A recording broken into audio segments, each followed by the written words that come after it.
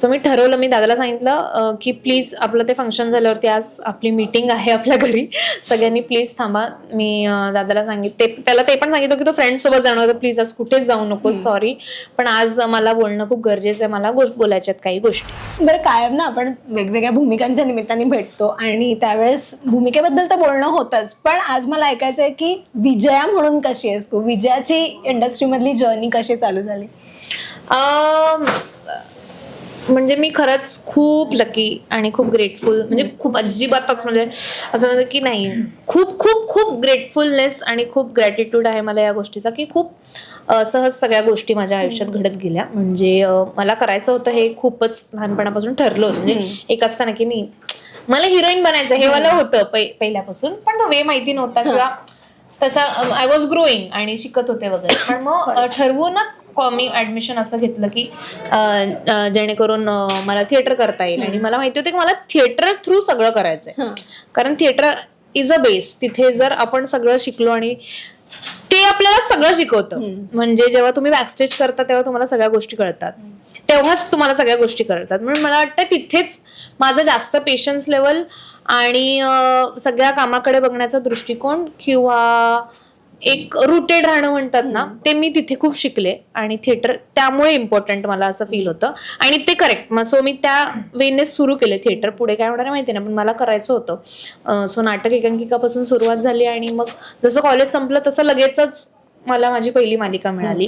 ते खूपच सगळ्याच गोष्टी खूप छान जुळून आल्या, खूप चांगली माणसं माझ्या आयुष्यात आली त्या वे मध्ये, त्यामुळे सगळं घडत गेलं, आणि मी मला खूप छान वाटतं या गोष्टीचं की खूप इझिली सगळं गेलं. असं काही फार टचवूड म्हणजे फार ते म्हणतात की स्ट्रगल असं नाही, पण ऑब्व्हियसली प्रत्येकाचे स्ट्रगल्स असतातच, म्हणजे वेगळे असतात. म्हणजे ह्याला मी स्ट्रगल मला वाटतं ह्याला मी म्हणेन की हे नाही, ते पण झालं, पण त्याच्या मागे पण केली, त्याच्यासाठी मेहनत आपण करतो. मतलब असं वाटतं की I manifested it but also I work for it, असं पण आहे त्या गोष्टी. सो असं झालं. घरी जेव्हा सांगितलंस तेव्हा घरच्यांची काय एक पहिली रिॲक्शन काय होती? कारण पहिलं जेव्हा सांगले की आता मला करायचंय ह्याच फील्ड मध्ये मला काम करायचं, हा म्हणजे ते पण खूपच सांगते ना, म्हणजे हे सगळ्याच गोष्टी मी खूपच मॅनिफेस्ट खरंच केल्या होत्या.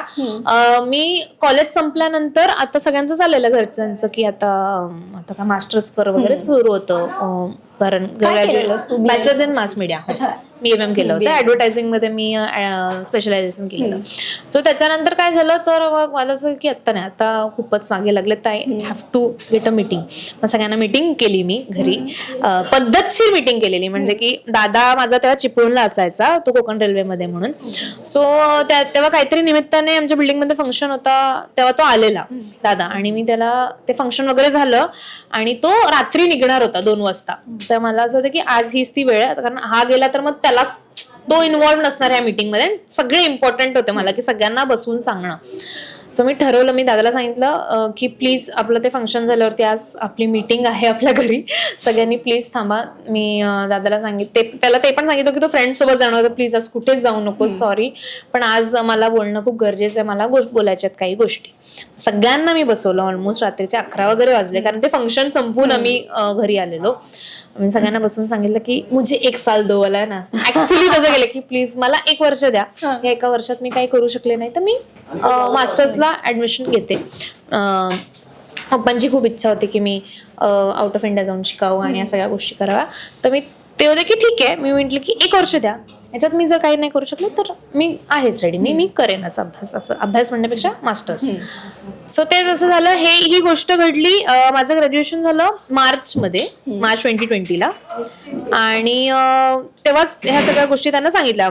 एक्झाम वगैरे झाली, माझा रिझल्ट पण लागला 20 मार्चला, आणि 22ला लॉकडाऊन लागलं. सो ते तर झालं. सो तिथून नंतर नोव्हेंबरमध्ये मला सिरियल मिळाली होती पहिली. सो ते इतकं सगळं खूप स्मूथली आणि खूपच असं काही टेन्शन असं नव्हतं, पण होतं की ह्या 1 वर्षात जर आपण नाही करू शकलो तर. पण हे इथून मी क्लिअर होते की नाही मला हेच करायचं. सो ते तसं सॉर्टेड होतं. म्हणजे मी खूपच क्लिअर गोष्टी ठेवल्या घरच्यांसोबत. पण मी जेव्हा नाटक करायचं तेव्हा त्यांना त्यांनी एक बेस त्यांना पण, म्हणजे जसं माझ्यासाठी मी म्हणाले की नाटक करताना आपलं बेस क्लिअर होतं, तसं त्यांच्यासाठी तो बेस क्लिअर झाला की ही कसं वर्क करते इंडस्ट्री, म्हणजे वेळापासून, खाण्यापिण्यापासून, काम करण्यापासून, या सगळ्या गोष्टी त्यांनी पाहिल्यात की लेट नाईट येणं, मग ते तेव्हा आपण बॅकस्टेज पण करत असतो, तेव्हा सेट पण चढवायचं, आपण ऍक्टर पण असतो, मग आपल्याला सेट पण चढवायचं, सगळ्या गोष्टी आपण करत असतो. सो तेही त्यांनी बघितलं, त्याच्यामुळे मला वाटतंय ते त्यांना पण इझिली, मी जेव्हा पहिली मालिका मिळाली त्यांना इज मिळाला की okay this is how it works. So ते त्यांना पण इज मिळालं, मला पण इज, आणि मला त्यांचं असं की तिला करायचंय ना, सो ठीक आहे ते करू. मी तेवढी त्या बाबतीत एक रेबेलियस होता माझ्यात थोडंसं की नाही मला हेच करायचंय मग, आणि घरात लहान असल्यामुळे लाड शेंडे येस येस, आणि आय एम शुअर की आता तुझे आई बाबा आणि सगळेच जण खूप खुश आहेत. कालच तुझं. पप्पा आता सगळे गावी गेलेत, आणि कालच पप्पांनी मला फोन करून सांगितलं की कमळीकडे इतकं इतकं इतकं सगळं करतात गावाला सगळे. मी बँकेत गेलो गावच्या, तरी तिथे हे बघ कमळीचे पप्पा आहेत, कमळीचे पप्पा असं म्हणत किती छान. होते. बोलते तुझ्यामुळे बघ खूप खूप प्राऊड फील होत आहे असं. कालच मला पप्पा बोलत होते. गोड.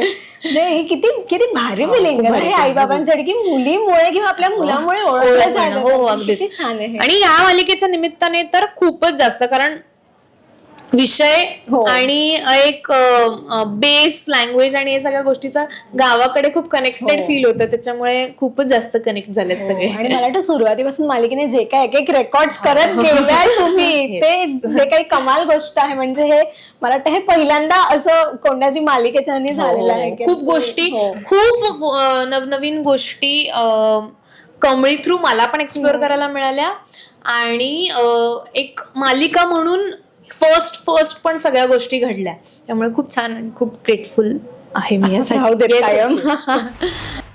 रसिका हो, कलाकृती मीडिया म्हणजे मनोरंजनाची लयलूट.